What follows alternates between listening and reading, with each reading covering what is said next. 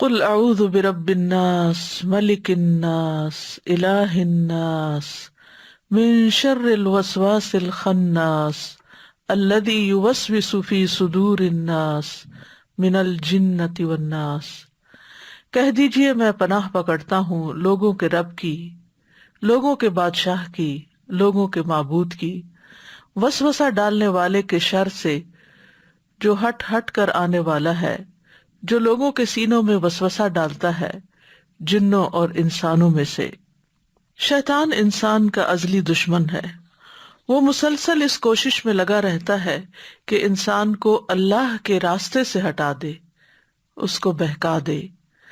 اس کا حل ہمارے دین میں یہ بتایا گیا ہے کہ انسان ایسے مواقع پر فوراً اللہ کی پناہ لے لے۔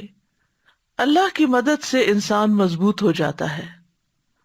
اور شیطان کی چال ناکام ہو جاتی ہے۔ انسان وسوسے کا اثر قبول نہیں کرتا، بلکہ تائید ربانی سے اسے ایمانی قوت نصیب ہوتی ہے، مزید نیکی کی توفیق مل جاتی ہے، اور یوں انسان اس دنیا کے دارالامتحان میں اپنے دشمن کے مقابلے میں کامیاب ہو جاتا ہے جو اس کو راہ حق سے ہٹانا چاہتا ہے۔ شیطانی وسوسوں سے بچنے کے لیے سورۃ الناس قرآن مجید کے اختتام پر ایک بہت ہی عمدہ رہنمائی فراہم کرتی ہے۔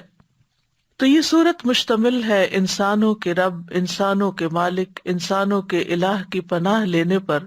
شیطان کے شر سے، جو کہ اصل بنیاد اور سبب ہے ہر طرح کے شر کا۔ وہ جس کا فتنہ اور شر یہ ہے کہ وہ لوگوں کے سینوں میں وسوسے ڈالتا ہے اور شر یا برائی کو خوبصورت بنا کر دکھاتا ہے، اسے خوبصورت شکل میں پیش کرتا ہے، ان کے برائی کے ارتکاب کے ارادے کو ابھارتا ہے، یعنی ان کو موٹیویٹ کرتا ہے کہ وہ غلط کام کر لیں، ان کے لیے خیر کو کبھی ہی بناتا ہے تو وہ خیر سے پیچھے ہٹ جاتے ہیں، اور ان کو وہ چیز دکھاتا ہے جو اصل میں ہوتی نہیں، اور وہ ہمیشہ اسی طرح وسوسے ڈالتا رہتا ہے۔ اس لیے اللہ سبحانہ وتعالیٰ نے انسان کو یہ تلقین کی